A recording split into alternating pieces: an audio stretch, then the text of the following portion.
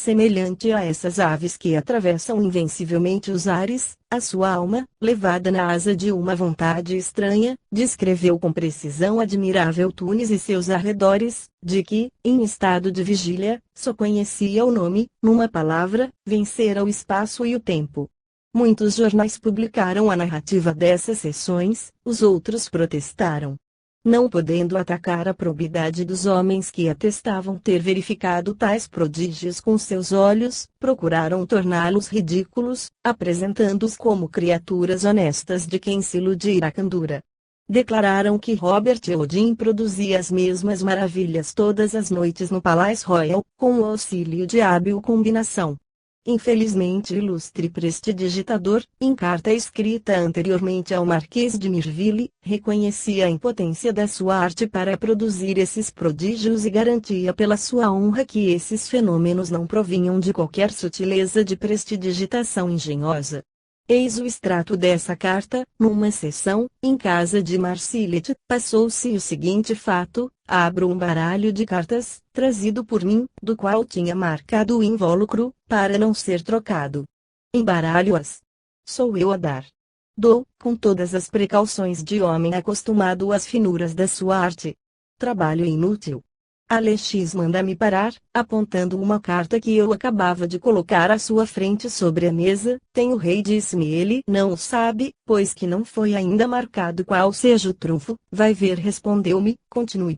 Efetivamente, tirei para trunfo 8 de ouros, e Alexis tinha o rei de ouros.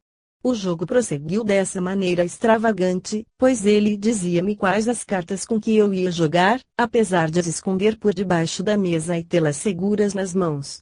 Alexis colocava uma carta das suas, sem voltá-la, diante de cada uma das minhas, e sempre essa carta estava conforme com a que eu jogava. Regressei, portanto, dessa sessão realmente maravilhado e convencido de que o azar ou a destreza não podem produzir efeitos tão prodigiosos. Queira aceitar, etc. Paris, 15 de maio de 1847. Robert Eugene. O célebre prestidigitador disfarçava-se o magnetismo das investidas de que era alvo constante, declarando publicamente que a sua arte seria incapaz de realizar essas espécies de milagres. Proclamava sua convicção, obedecendo à consciência.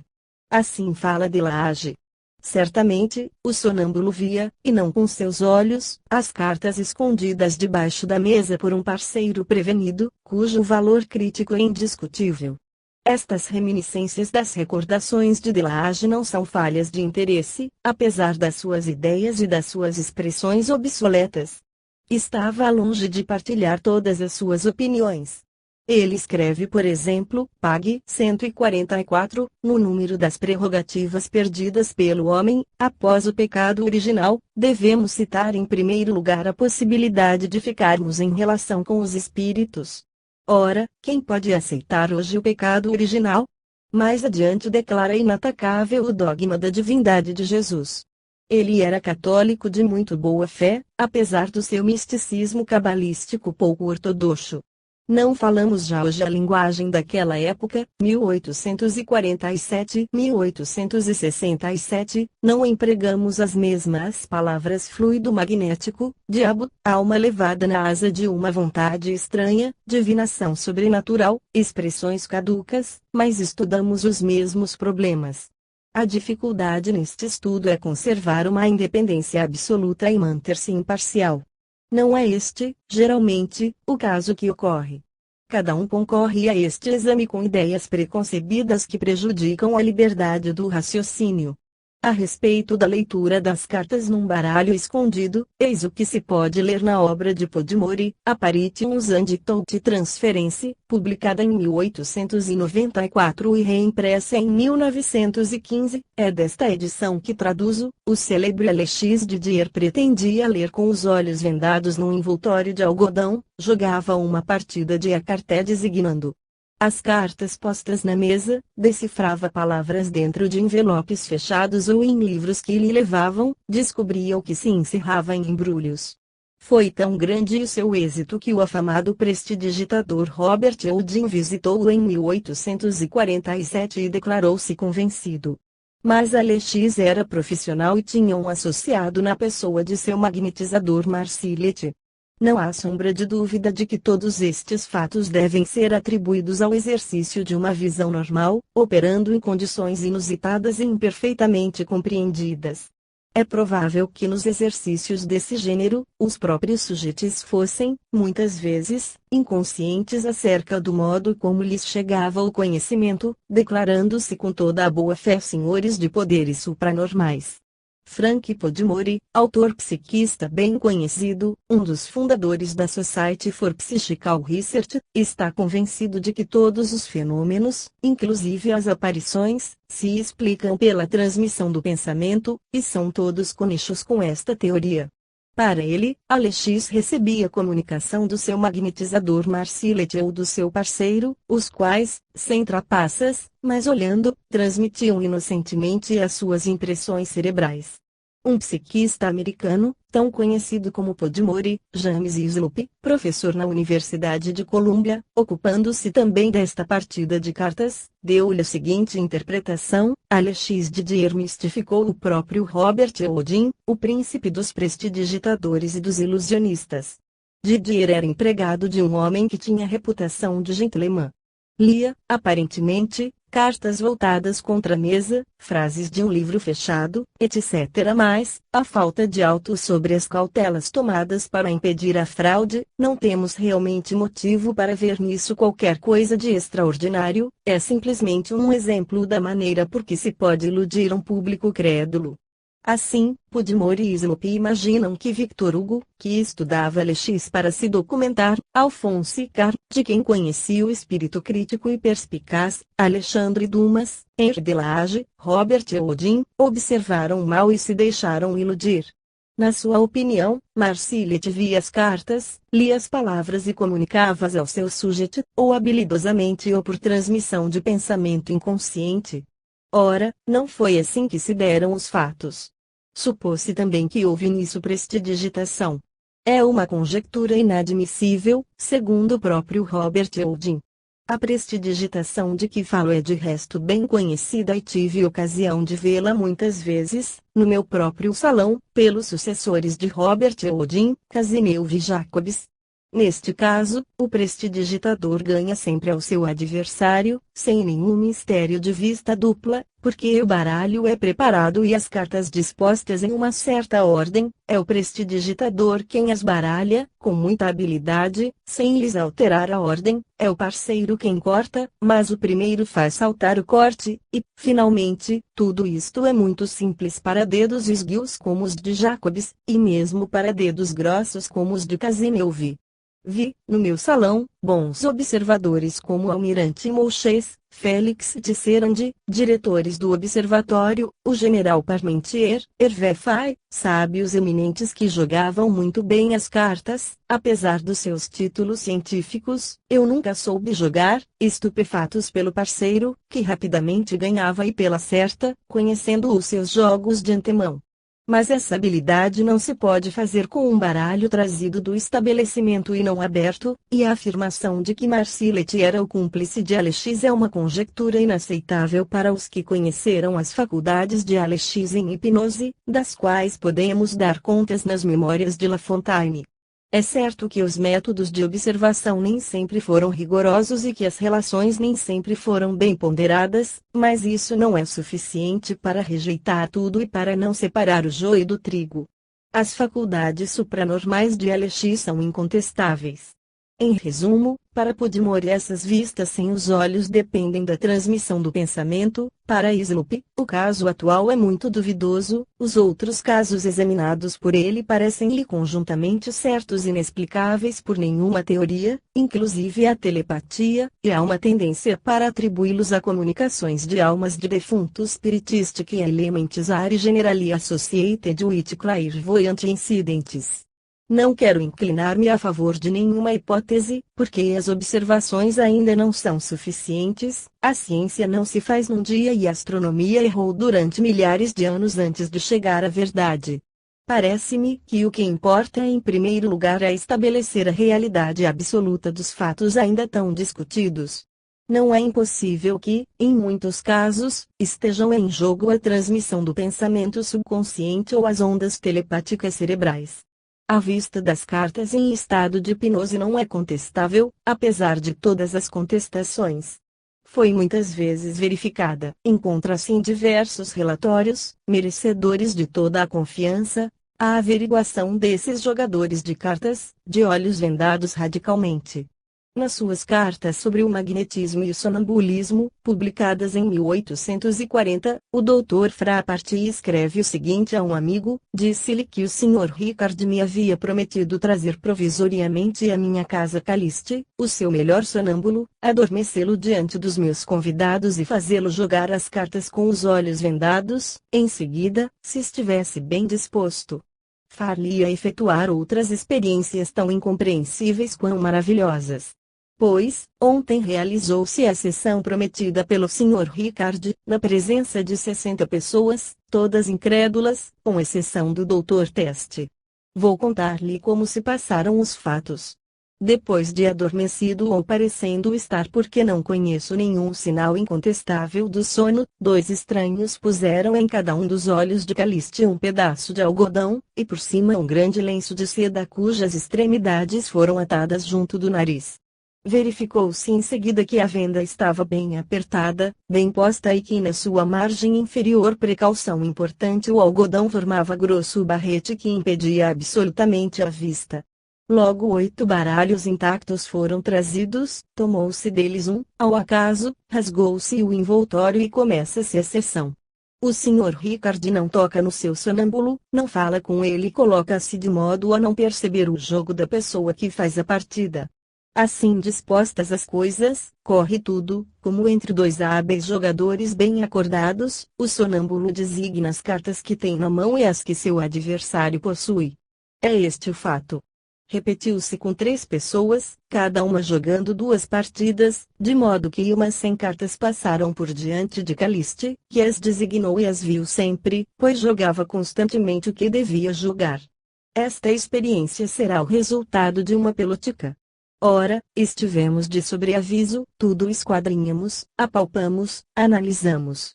A venda, por exemplo, nada deixava transparecer, porque a sua preparação, já descrita, feita por incrédulos de mãos hábeis, era perfeita. As cartas não eram preparadas, pois os envoltórios dos baralhos tinham o selo da administração. O sonâmbulo não podia reconhecer as cartas pelo tato, pois que designava as do seu adversário sem nelas tocar. O magnetizador nenhum meio de comunicação tinha com o sonâmbulo, porque não falava, não se mexia, não tocava em Caliste e não olhava para as cartas. Finalmente, ninguém, de maneira alguma, podia indicar a Caliste o seu próprio jogo e o do seu adversário, porque cada um de nós guardava silêncio, numa expectativa um pouco ansiosa, a qual se seguiu logo espanto e admiração. Portanto, quer do lado da venda quer do das cartas do sonâmbulo, do magnetizador ou do próprio adversário, estamos absolutamente certos de que não fomos iludidos. Vê-se que esta experiência é anterior à de Robert Houdin, relatada por Delage. Poderíamos citar muitas outras, porque todas se parecem no sentido que os negadores sem imparcialidade sustentavam sempre que os experimentadores são iludidos por pessoas mais hábeis do que eles. As discussões inúteis far-nos-iam perder tempo. Um magistrado bastante céptico, o Sr. Seger, apresentou-se incógnito em casa de Lx. Onde estava eu do meio-dia às 2 horas? Perguntou ele no seu gabinete. Ele está abarrotado de papéis, de rolos de desenhos e de pequenas máquinas. Há uma linda campainha em sua escrivaninha. Não há campainha sobre minha secretária. Não me engano, o senhor tem lá uma. Vejo-a à esquerda da escrivaninha sobre a secretária. Na verdade, vou tirar isso a limpo. O Sr. Seger correu à casa e encontrou sobre a secretária uma campainha que a Sra. Seger havia aí posto, de tarde. Tal é esta singela narração. Vista à distância. Não havia, certamente, neste caso, leitura no cérebro do inquiridor, nem sugestão de pensamento, o que parece ter se dado no exemplo seguinte. Delage conta depois que o conde de Seigneur, diplomata conhecido, depois de haver alcunhado o magnetismo de parvoíce, vinha de retratar-se. Havia postado sobre a impossibilidade de Alex ler uma nota bem escondida, e foi ele mesmo entregar-lhe dentro de um envelope diplomaticamente lacrado e selado. Que está dentro deste sobrescrito? Perguntou o embaixador. Um papel dobrado em 4 e no papel, meia linha escrita. Podeis lê-la, certamente. E quando a tiver lido, o senhor há de retratar-se de tudo, quanto escreveu. Não creio, tenho a certeza. Se o conseguir, prometo-lhe que de hoje em diante acreditarei em tudo, quanto quiser. Então, acredite desde já, porque o senhor escreveu estas palavras. Não creio. Explica-se facilmente a celebridade deste vidente e compreende-se que Delage tenha escrito seu pequeno livro especial, 1857, O Sono Magnético explicado pelo sonâmbulo Alex. Podemos ler nessa brochura algumas epígrafes curiosas. Absorvido, num sono fictício, o homem vê através dos corpos opacos a certas distâncias. Le Père Lacordaire. E esta outra, se existe no mundo uma ciência que torna a alma invisível, essa ciência é sem contradita o magnetismo. Alexandre Dumas. Trata-se unicamente das faculdades de Alex, nesta obra. A lucidez do sonâmbulo Alex, magnetizado por Marsillet, foi apreciada por todos os que estudaram essas questões. Aqui temos uma das suas mais notáveis revelações.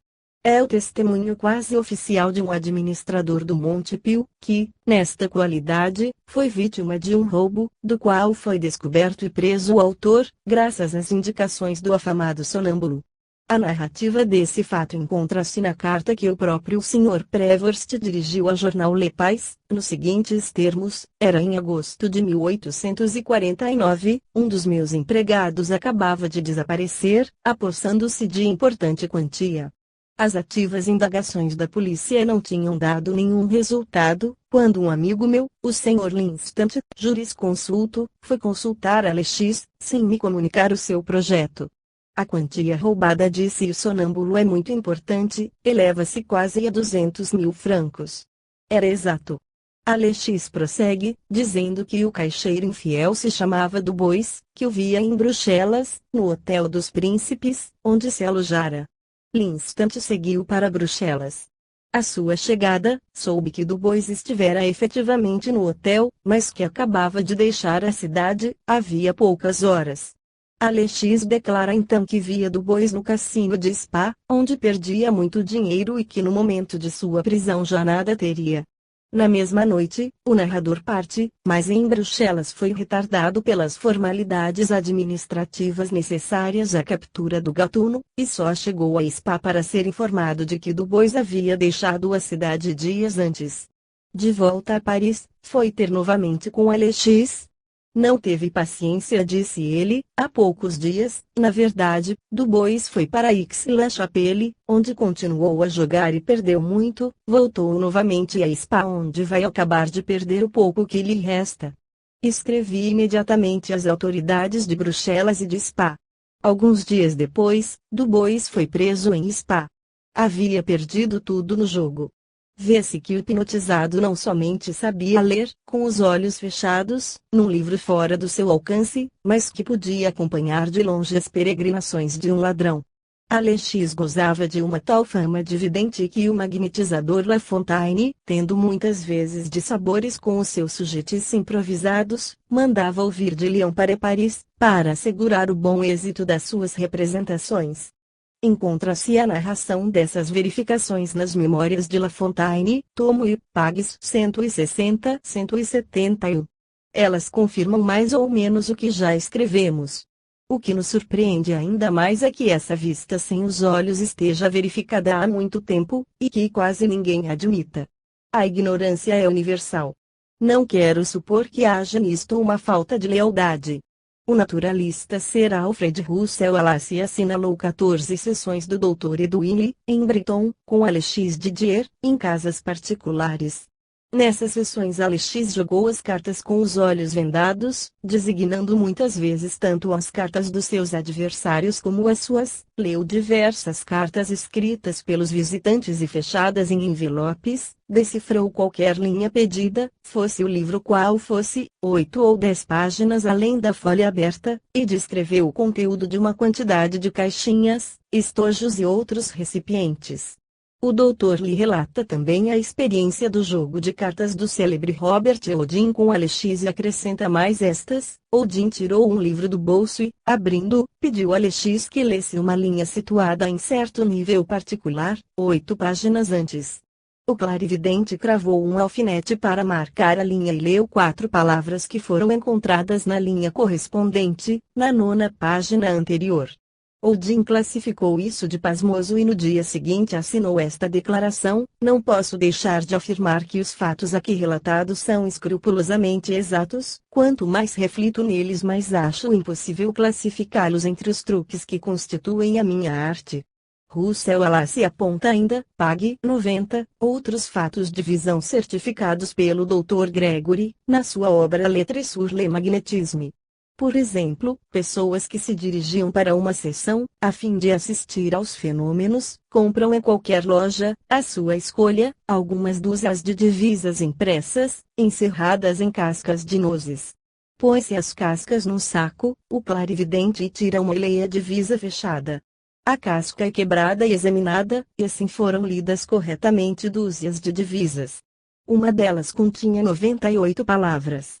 Wallace acrescenta que, possuindo os depoimentos do Dr. Gregory, do Dr. Mayo, do Dr. Lee, do Dr. Haddock e de centenas de outras personalidades não menos qualificadas e honestas, afirmando fatos similares, não se pode supor que todas fossem vítimas de fraudes impossíveis de descobrir, principalmente tratando-se de médicos cépticos que vieram para diagnosticar e de um professor de prestidigitação tão perspicaz como Robert Houdin.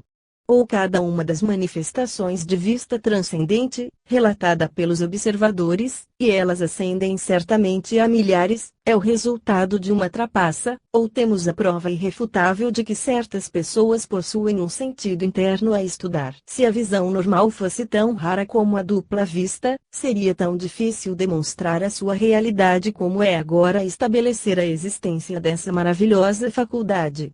A evidência a favor dela é absolutamente concludente para qualquer que a tenha examinado sem se deixar iludir pela ideia infantil de que podemos separar a priori o que é possível do que é impossível.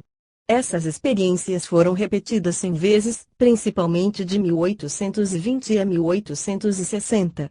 Basta ler as obras do Dr. Bertrand, pai de Joseph Bertrand, o célebre secretário perpétuo da Academia de Ciências, de Petetin, do General Noisette, de La Fontaine, do Dr. Comet e de numerosos experimentadores daquela época para nos convencermos do seu valor e da sua absoluta certeza. Um dos mais ativos, o Dr. Frappart, teria desejado muito convencer um pontífice da ciência oficial, o Dr. Boilaud, professor da Faculdade de Medicina, adversário declarado, e dirigiu-lhe uma espécie de mandato imperativo. O grande homem respondeu-lhe no mesmo tom, que tinha o direito de ser incrédulo e que não admitia as ordens do energúmeno Frappart. E escreveu ainda ele, quanto ao novo sujeito magnético do qual me fala, e que lhe parece destinado a conseguir a grande obra de minha conversão, não me recuso a assistir aos seus milagres. Todavia, se me acontecesse, depois de vê-los, responder-lhe com a famosa doutrina de um filósofo da minha espécie, creio porque o senhor viu, mas se eu tivesse visto não acreditaria, se, repito, acontecesse eu responder-lhe assim, que poderia objetar-me? A experiência que me anuncia não poderá provar efetivamente uma impossibilidade física, tal como a da visão sem o auxílio dos olhos, e, como já o disse na academia, quando se trata de fatos desta ordem, é preciso comportarmos-nos da mesma forma que a Academia de Ciências quando se lhe anuncia que se descobriu a quadratura do círculo. Pode-se pensar que, com o caráter leal e agressivo de Frappart, a frase, se tivesse visto não acreditaria, porque é uma impossibilidade física não caiu no ouvido de um surdo. Por isso, meteu a ridículo sem nenhuma consideração pelo caráter oficial do douto professor, o qual replicou por sua vez, aqui tem a minha última palavra, não acredito e nunca acreditarei que se veja sem o auxílio dos olhos. Não é, como o senhor diz, pelo fato de semelhante coisa ser extraordinária que eu não creio e nunca crerei, mas porque é sobrenatural e, ainda mais, contra a natureza. Creio, pelo contrário, em muitos fatos extraordinários. Se não creio neste, não é porque eu não compreenda, é porque é evidentemente, claramente, fisiologicamente impossível. A estes argumentos, Frappart responde, em 1838, como todo homem de bom senso responderia hoje: não pertence a quem quer que seja, nem ao maior gênio, traçar os limites do possível, porque o possível é infinito como o espaço e o tempo, e apesar de o termos encerrado, por assim dizer, em nossas teorias, ele ultrapassa e zomba de nós. De resto, a experiência ensina-nos que o impossível de hoje será, talvez, a evidência de amanhã. Assim aconteceu com a descoberta da América, com a palavra, com a circulação do sangue, com o galvanismo, com a bússola, com a imprensa, com o para-raios, com os aerostatos, com a vacina, com os medicamentos infinitesimais, etc. E não nos diz a razão que nada há de absolutamente falso senão o que é contraditório, e de absolutamente verdadeiro senão o que é evidente. Nestes termos, pode afirmar-se que é forçosamente impossível haver um triângulo sem três ângulos ou um pau sem duas extremidades, porque estes fatos são contraditórios, mas não se pode dizer que é forçosamente impossível haver um homem que leia pela nuca, um outro que ouça pelo epigástrio, um terceiro que veja a 100 léguas de distância, um quarto que vaticine o futuro, um quinto que seja insensível à dor, um sexto que descreva o seu mal e o dos outros, finalmente, um sétimo que possua o instinto dos remédios. Não, ninguém pode asseverar, sob pena de lesa razão, que tais fatos sejam evidentemente impossíveis, porque ninguém tem o direito nem o poder de dizer ao possível: não irás até aí. Na verdade, esses fenômenos são muito extraordinários, todavia serão mais surpreendentes, mais maravilhosos, mais inexplicáveis que os observados cada dia. Não é tudo mistério, não é tudo maravilha da natureza. Mas, há maravilhas que correm as ruas, e outras que são pouco comuns. Julgamos compreender as primeiras porque as vemos constantemente, negamos as últimas porque não as vemos senão raras vezes, entretanto não se explicam nem umas nem outras, registram-se, eis tudo. Esse raciocínio do Dr. Frappart, então incompreendido, era, sem dúvida, superior à cegueira do Dr. Boilaud, apesar da superioridade oficial deste sobre seu modesto confrade. A Academia de Medicina, da qual ele representava a ideia dominante, mantinha-se obstinadamente à margem da verdade. O professor Boilaud, que foi membro da Academia de Medicina, da Academia de Ciências e de todas as sociedades sábias de maior crédito, era um tipo particularmente notável desses espíritos minúsculos encerrados em cérebros mais acanhados que se possa imaginar. De uma religiosidade convicta, era, ao mesmo tempo, absolutamente incapaz de raciocinar livremente. Foi a seu respeito que contei em O Desconhecido ou a história da invenção do fonógrafo. Em 11 de março de 1878 assisti à sessão da Academia de Ciências, naquele dia, de hilariante memória, em que o físico Dumoncel apresentou o fonógrafo de Edison à douta Assembleia. Feita a apresentação, pôs-se o aparelho docilmente a recitar a frase registrada no cilindro.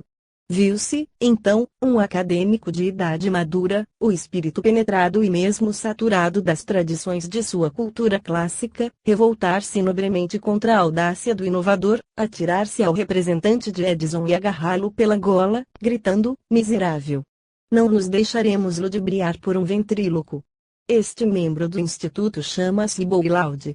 O mais curioso ainda é que 6 meses depois, em 30 de setembro, numa sessão análoga, ele timbrou em declarar que, após judicioso exame a que procedera, ficara convencido de que no fonógrafo não havia para ele senão ventriloquia e que não se podia aceitar a substituição do nobre aparelho da fonação humana por um vil metal.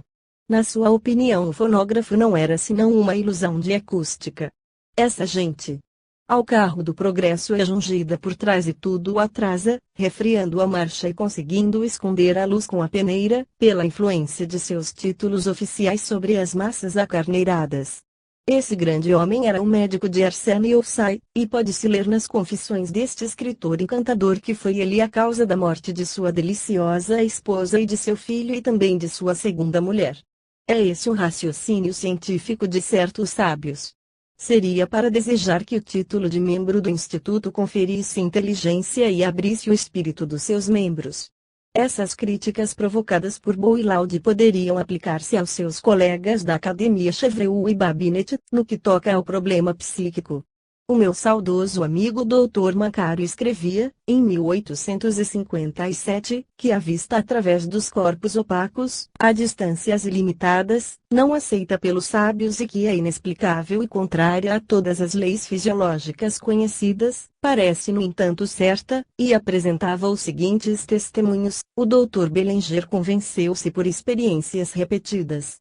Diversas vezes escreveu, em sua casa, sem testemunhas, fora de todas as vistas, uma frase qualquer numa folha de papel dobrada e redobrada, fechando-a em duplo, triplo envoltório, cuidadosamente lacrado, e o sonâmbulo leu através das folhas opacas a frase oculta e transcreveu-a no verso do envelope. Esse fenômeno já foi verificado, em 1831, pela Comissão da Academia de Medicina. Lê-se, com efeito, no seu relatório, o Sr. Hibbs, membro da Academia, apresenta um catálogo que tira do seu bolso. O sonâmbulo era o Sr. Petit, da TIS, magnetizado pelo Sr. Dupotet. Depois de alguns esforços que parecem cansá-lo, lê muito claramente estas palavras: Lavater. É bem difícil conhecer os homens. Estas últimas palavras eram impressas em tipo muito miúdo. Puseram-lhe debaixo dos olhos, fechados, bem entendido, um passaporte. Ele reconhece-o e designa-o sob o nome de passa-homem.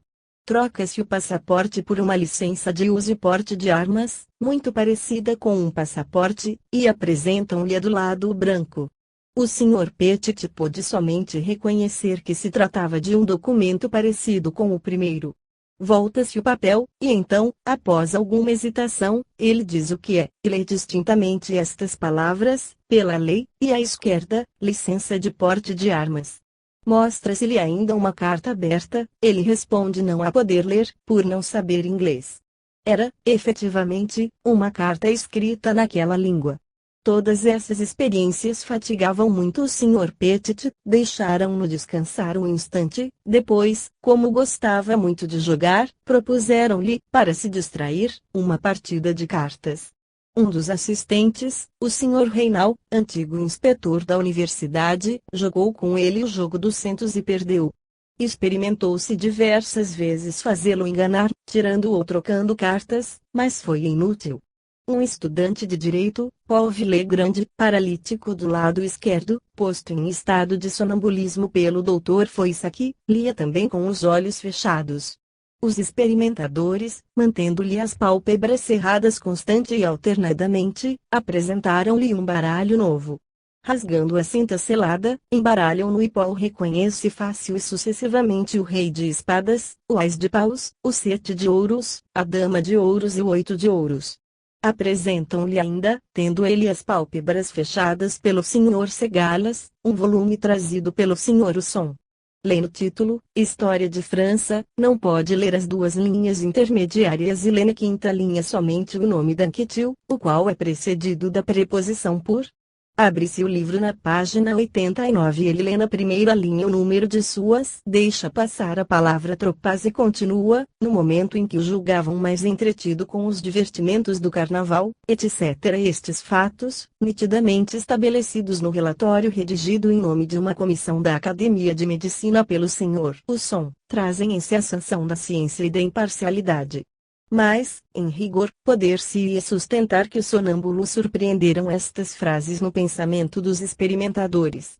Isto pode ser verdadeiro para algumas das experiências acadêmicas, mas esta explicação não se pode adaptar aos seguintes fatos, pois aqui nem mesmo os experimentadores conheciam a frase que fizeram ler aos sonâmbulos. Recentemente, um dos meus amigos, o Dr. N., que é certamente incapaz de pretender mistificar, achava-se numa soirée onde estavam diversos artistas e homens de letras. Todas essas pessoas se conheciam intimamente.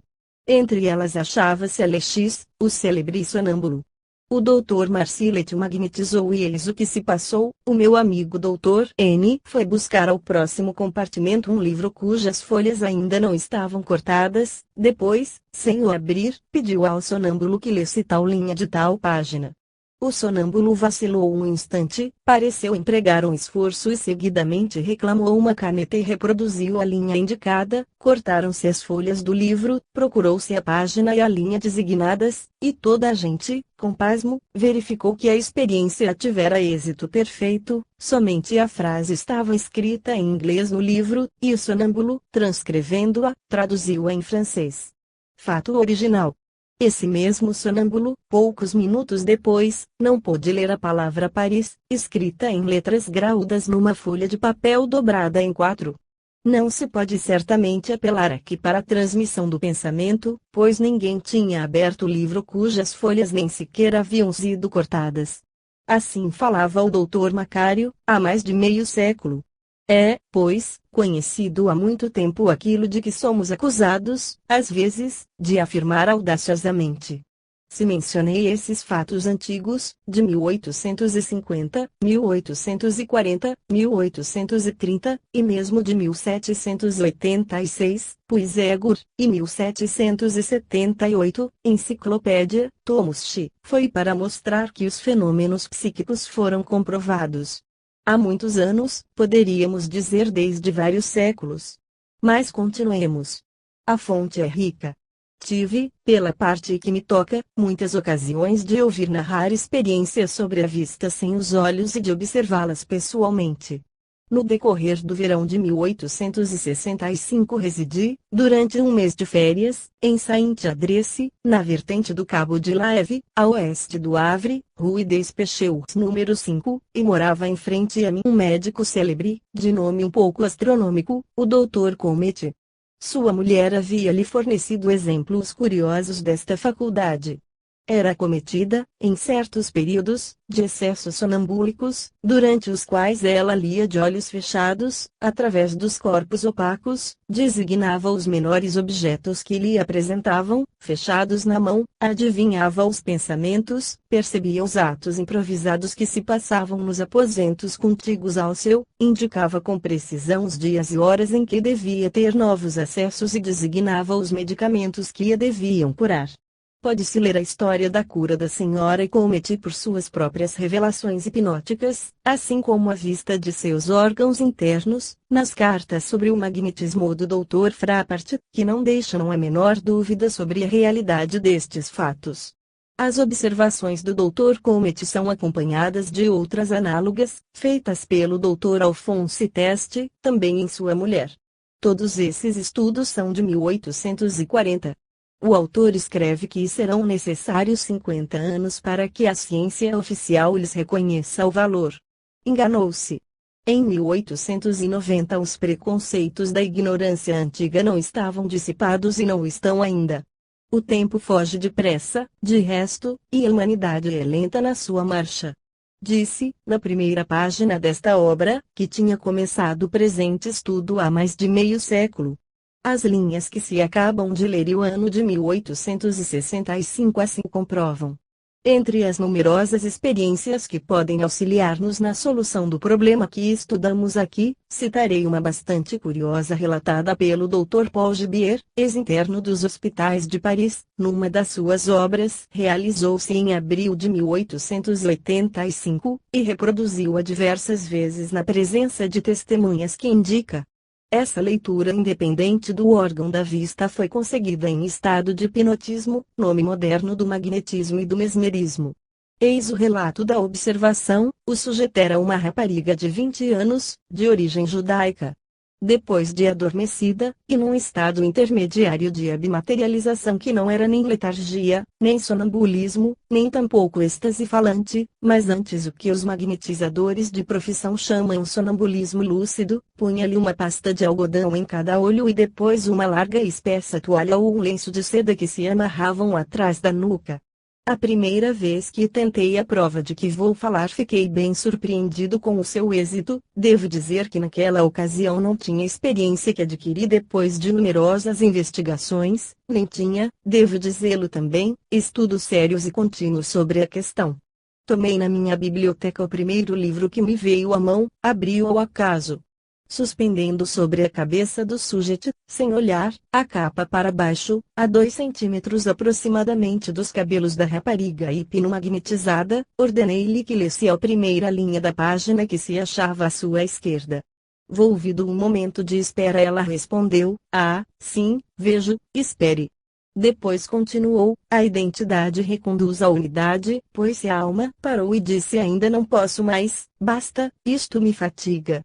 Anui ao seu desejo, sem insistir, voltei o livro. Era um volume de filosofia, e a primeira linha, menos 2 palavras, havia perfeitamente sido vista e lida pelo invisível abmaterializador da minha adormecida. É natural que não se aceitem estas afirmações senão com muita prudência. Eu mesmo, por muito tempo, atribuí o êxito dessas experiências a simples embustes e verifiquei-o diretamente em minha própria casa, principalmente num dia em que uma senhora da sociedade, muito elegante, fazendo papel de médium, achou meios, pretextando uma enxaqueca, de descansar na minha biblioteca, aproveitando o ensejo para consultar uma obra antiga que mencionou, depois, durante uma pretensa sonolência, leitura a tal linha e tal página de tal obra. Mas é certo que não se trapaceia sempre, e não pode tratar-se disso nas experiências de que acabo de oferecer uma seleção. Não sejamos cegos. Reconhecer-se-á que são observações variadas e muito diferentes, que todas comprovam o fato da vista pelo espírito, por uma faculdade mental independente da vista normal. Não falta onde escolher para nos certificarmos desses fenômenos. Comparemos ainda outras experiências. Abramos, por exemplo, a obra muito documentada de Sir Oliver Lodge referente à sobrevivência humana, pag. 110, e citemos a curiosa comunicação espírita de Stainton Moses, que abreviou: o Sr. Stainton Moses, professor no University College de Londres, adquirir o hábito de escrever automaticamente, como médium, na solidão de cada manhã. Grande número dos escritos assim conseguidos foram publicados e são conhecidos dos que estudam esses problemas, mas o incidente seguinte é de caráter surpreendente e oferece exemplo singularmente notável do poder da leitura à distância. O texto que reproduzo foi conseguido pelo Sr. Stainton Moses quando estava em sessão na biblioteca do Dr. Spieri, que a sua mão escrevia automaticamente em conversa suposta com interlocutores invisíveis. Eis esse episódio. Stainton Moses dirigindo-se ao pretenso espírito: "Podes ler?" Resposta: "Não, amigo, não posso, mas acharias Legrand e Rector podem." Stainton Moses: "Há aqui qualquer desses espíritos?" Resposta: "Vou procurar um, espera-se algum tempo, Rector está aqui." Stainton Moses: "Pode ler?" Resposta: "Muda a letra, sim, amigo, mas dificilmente." Stainton Moses: "Quer escrever a última linha do primeiro livro da Eneida?" Resposta: "Espere. Onibus errantem terris et fluctibus a estas." Stainton Moses verifica que a citação é exata, mas pensa também que o espírito podia conhecê-la e havê-la conservado inconscientemente na memória. Apresentou então uma outra pergunta: "Pode ir à biblioteca ver o antepenúltimo volume da segunda estante e ler-me o último parágrafo da página 94? Não sei qual é a obra e até ignoro seu título." Poucos momentos depois o Sr. Stainton Moses, escrevendo sempre automaticamente, traçava as seguintes palavras: "Provarei por uma breve narração histórica que o papado é uma novidade que se elevou gradualmente e se engrandeceu desde os tempos primitivos do puro cristianismo, não só depois da Idade Apostólica, mas também depois da união deplorável da Igreja e do Estado por Constantino." O volume citado era uma obra extravagante com título bastante fantástico: Antipopo Priestian, ora tempito liberati andi puriti Christianity from poperi politicircalati andi priestuli, de Roger. Se isto não é leitura pelo espírito, que será? Negar o fato verificado experimentalmente é de todo impossível. Agora, quem foi que leu? Seria o próprio Stainton Moses, inconscientemente? Mas como? Seria um espírito diferente dele, guiando-lhe a mão? Limitemo-nos a verificar o fato. Não foi o olho material, foi o espírito quem leu. Lembremos aqui, a tal respeito, a experiência de Sir William Crookes na leitura de frases desconhecidas tanto dele como do médium. Esse médium, uma senhora, recebia comunicações por meio de uma prancheta, a qual estava fixo um lápis, que deslizava no papel, dirigido pelas suas mãos. Escreve croquis. Eu desejava descobrir um meio de provar que o que ela escrevia não provinha da ação inconsciente do seu cérebro. A prancheta, como costumava fazer, indicava que, apesar de ser movimentada pela mão e pelo braço dessa dama, era dirigida pela inteligência de um ser invisível, que tocava com o cérebro da senhora como se fosse um instrumento de música e assim fazia mover seus músculos. Disse então a esta inteligência: vê o que está neste quarto. Sim, escrevi a prancheta. Vê este jornal e pode lê-lo, acrescentei, pondo meu dedo sobre um número do Times, que se achava numa mesa, atrás de mim, mas sem olhar. Sim, respondeu a prancheta. Bem, exclamei, se pode ver. Escreva a palavra que cubro agora com o meu dedo e acreditarei no que afirma.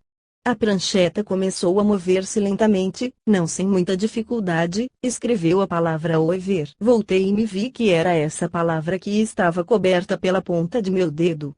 Quando fiz esta experiência, evitei de propósito olhar o jornal, e era impossível a dama, mesmo que assim o quisesse, ver uma única das palavras impressas, pois estava sentada a uma mesa e o jornal achava-se noutra mesa por trás de mim, encobrindo eu com o meu corpo. Essas leituras pelos médiuns parecem mostrar a ação de inteligências exteriores. Mas não nos apressemos a tirar conclusões. Uma vista supranormal bem característica foi apreciada pelo Sr. Maxwell, doutor em medicina, procurador-geral no Tribunal de Apelação de Bordeaux, com um sujeito muito sensível, a Sra. Gulana, que ele acabava de magnetizar pessoalmente para fazer experiências. A Sra. Gulana supunha estar fora de casa. Pedi-lhe, disse ele, para ver o que fazia um dos meus amigos, M.B., muito conhecido dela. Eram 10h20 da noite. Com grande surpresa minha, disse-me que via M.B. em trajes menores, passeando de pés descalços sobre a pedra. Isto pareceu-me não ter nenhum sentido. Entretanto, tive ocasião de ver o meu amigo no dia seguinte. Apesar de estar muito a par dos fenômenos, M.B. mostrou-se bastante surpreendido e disse-me textualmente: ontem eu não estava bem disposto. Um amigo meu, que mora em minha casa, aconselhou-me a experimentar o método Knape, e tanto insistiu que, para satisfazê-lo, ensaiei pela primeira vez, ontem à noite, passear, de pés descalços, na pedra fria. A essas variadas observações acrescentarei a seguinte, muito recente, do célebre físico americano Edison, cujo valor crítico experimental ninguém pode contestar. Eis um relatório escrito por ele. A personagem de quem vou falar-lhe foi-me enviada por um velho amigo que me disse, em forma de apresentação: este homem, Riese, realiza certas coisas singulares. Desejo que o conheça. Talvez consiga explicar a sua faculdade. Marquei-lhe uma entrevista. Riese chegou ao meu laboratório no dia indicado. Mandei chamar alguns dos meus operários para realizar experiências com eles. Riese pediu a um, que era norueguês, para passar ao quarto contigo e escrever, num pedaço de papel, o nome da filha mais nova de sua mãe, o lugar em que ela nascera e diversas coisas mais. O norueguês obedeceu, dobrou o papel e guardou-o na mão fechada. Riese revelou exatamente o conteúdo desse papel e acrescentou mais, que o rapaz tinha no bolso uma moeda de 10 coroas, o que era exato. Depois de diversas experiências similares com outros empregados, pedi-lhe para fazer também outras comigo. Passei então para outro compartimento e escrevi estas palavras: há alguma coisa de superior ao hidróxido de níquel para uma bateria de matérias alcalinas? Procedia nessa ocasião a experiências com a minha bateria elétrica alcalina e receava bastante não estar no verdadeiro caminho. Depois de haver escrito a frase mencionada, propus-me um outro problema e apliquei toda a minha atenção a resolvê-lo de forma a desnortear Riese, se ele procurasse ler no meu pensamento o que havia escrito. Voltei em seguida ao quarto em que o tinha deixado. No momento em que eu entrava, disse ele: não há nada melhor que o hidróxido de níquel para uma bateria de matérias alcalinas. Tinha lido com exatidão a minha pergunta. Não pretendo de maneira alguma explicar esta faculdade. Estou convencido de que as necessidades da civilização produzirão qualquer grande descoberta por meio de homens dotados desses dons. Os raros videntes da atual geração virão a ser multidão nas gerações próximas. A inteligência normal futura desenvolver-se-á e completará rapidamente a obra de inteligência normal de hoje. Cerca de 2 anos depois das experiências que acabo de contar, o porteiro do meu laboratório entrou e anunciou-me que Ries estava na sala de espera e desejava falar-me. Tomei um lápis e escrevi em letras microscópicas, Keno. Dobrei o papel e meti-o no bolso. Disse então ao criado para introduzir Ries: Ries, tenho um pedaço de papel no meu bolso, o que está escrito nele? Sem a menor hesitação, respondeu, Keno. Volvidos tempos sobre a experiência do laboratório, o conhecido alienista Dr. James Hanna Thompson organizou em sua casa uma sessão contraditória. Foi à sua biblioteca, escreveu várias perguntas em pedacinhos de papel e escondeu-os. Ries ficou a conversar no salão até que Thompson voltasse e então lhe disse: no fundo da gaveta esquerda da sua secretária está um pedaço de papel no qual foi escrita a palavra Opsonic. Debaixo do livro que está em cima da mesa há um pedaço de papel com outra palavra, Ambiceptor. Numa outra pequena folha está escrita a palavra Antigen. As designações que o vidente deu sem hesitação eram inteiramente exatas. Thompson ficou estupefato e declarou-se convencido. Há alguns anos empreendi uma série de experiências para procurar transmitir o pensamento de uma pessoa para outra por todos os meios, mas sem nenhum resultado. Procurei resolver o fenômeno com o auxílio de aparelhos elétricos aderentes à cabeça dos operadores. 4 de nós ocuparam 4 compartimentos diferentes, ligados pelos sistemas elétricos de que falei. Sentamo-nos depois nos 4 cantos do mesmo quarto, aproximando gradualmente as nossas cadeiras umas das outras, para o centro da sala, até que os nossos joelhos se tocassem, contudo, não conseguimos nenhum resultado. Mas Ries não precisa de aparelho algum nem de nenhuma condição especial para operar. Assim fala Edison. Todos os experimentadores que têm estado em relações com Ries depõem no mesmo sentido, principalmente o Sr. Schenck Noticing, que dele fez um estudo especial. Um episódio curioso da vida desse vidente é a pendência que teve com a justiça, na qual, sendo acusado de embuste, convidou, no começo da audiência, o juiz a escrever, ele mesmo, algumas palavras em pedaços de papel e a guardá-los na mão, lendo integralmente as inscrições feitas pelo juiz. É inútil dizer que foi absolvido. Reuni centenas dessas comprovações da vista sem os olhos. Uma das mais notáveis é, certamente, a do professor Grasset, de Montpellier, o qual, tendo escondido 4 linhas escritas por ele num envelope opaco hermeticamente fechado, viu essas linhas lidas a 300 metros de distância, pelo sujeito lúcido do Dr. Ferrou, Anais das Ciências Psíquicas, 1897, pag. 722. Há aí uma mina de que não se suspeita a riqueza. Assinalarei ainda neste lugar a seguinte narrativa que me foi comunicada pelo meu erudito colega da Sociedade Astronômica de França, o Sr. H. Daburon. Com esta profissão de fé, não conheço matéria mais atraente do que o estudo da alma empreendido na sua obra O Desconhecido, e desejo como todos os leitores sedentos de verdade, que esta grande obra continue. Por isso, parece-me interessante assinalar-lhe, se já o não conhece, um fato extraído da correspondência da Duquesa de Orleans, princesa palatina. Ei-lo, há 10 anos um fidalgo francês que foi pajem do Marechal Dumieres e que desposou uma das minhas azafatas, trouxe com ele para a França um índio do Canadá. Um dia, durante a refeição, o índio pôs-se a chorar e fazer caretas. Longueil, era este o nome do fidalgo, perguntou-lhe o que tinha e se estava doente. O índio desatou em maior choro. Longueil insistiu com energia e o índio lhe disse: não me obrigues a falar, pois isto é contigo e não comigo. Instado com mais veemência, acabou por declarar: vi, pela janela, que teu irmão foi assassinado em tal lugar, no Canadá. Longueil pôs-se a rir e respondeu-lhe: endoideceste. O índio replicou: não endoideci, não, escreve o que acabo de dizer e verás que não me engano. Longueil escreveu, e passados 6 meses, quando chegaram os navios do Canadá, soube que a morte de seu irmão ocorrera no momento exato e no lugar em que o índio o tinha visto pela janela. É uma história muito verdadeira esta. Versalhes, 2 de março de 1719. A princesa Palatina não tinha fama de ingênua na corte de seu marido, o Duque de Orleans, regente do reino, e no tempo da regência Paris e Versalhes estavam certamente afastados de qualquer misticismo. O fato aqui relatado deve ser tomado como autêntico.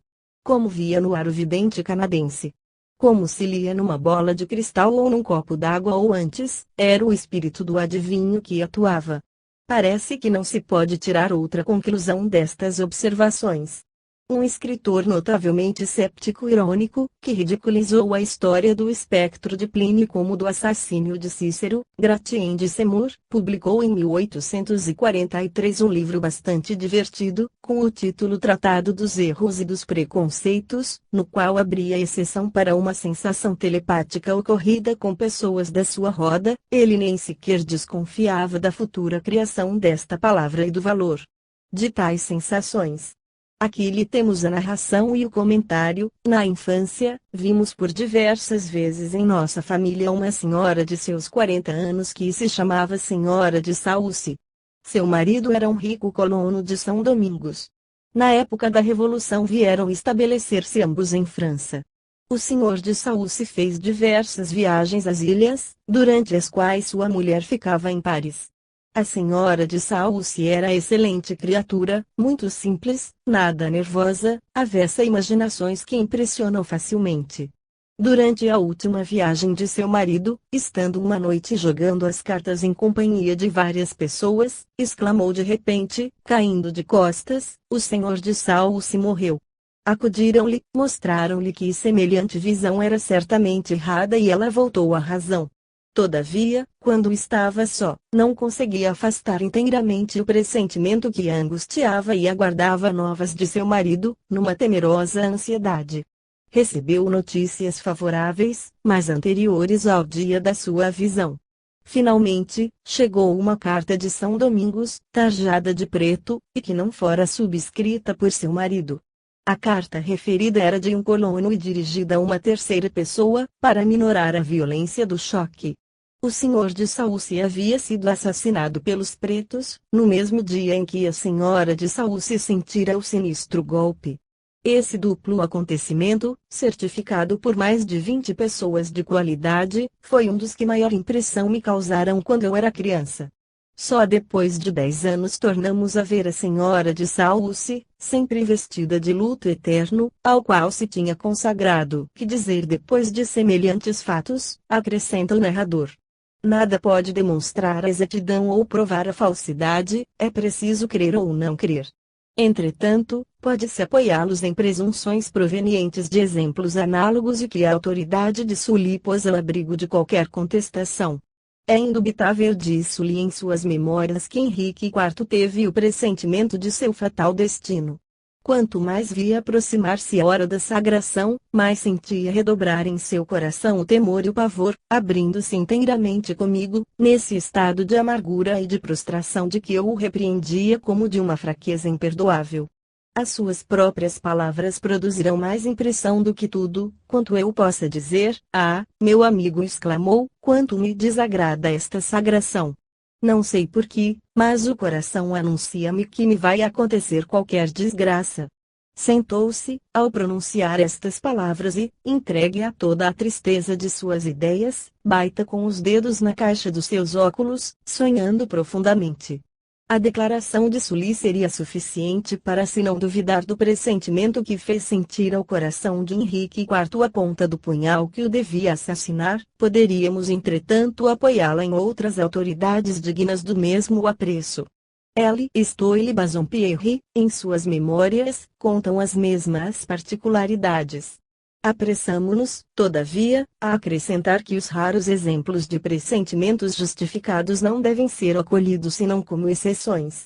É esta a narração de Gratien de Semur, e percebe-se que a publicou com certo constrangimento. Essas recordações têm aqui o seu lugar.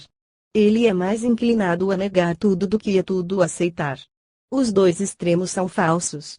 A razão incita-nos a seguir uma via independente, a igual distância dos dois erros humanos habituais. Outras observações, ainda, não menos curiosas: o professor Gregory, de Edimburgo, havia visitado um conhecido numa cidade distante 30 milhas, 48 quilômetros, encontrando aí uma senhora, que lhe era desconhecida, magnetizada ou hipnotizada pelo seu amigo. Deu-se o caso de ela descrever, com precisão extraordinária, todos os pormenores da sua casa.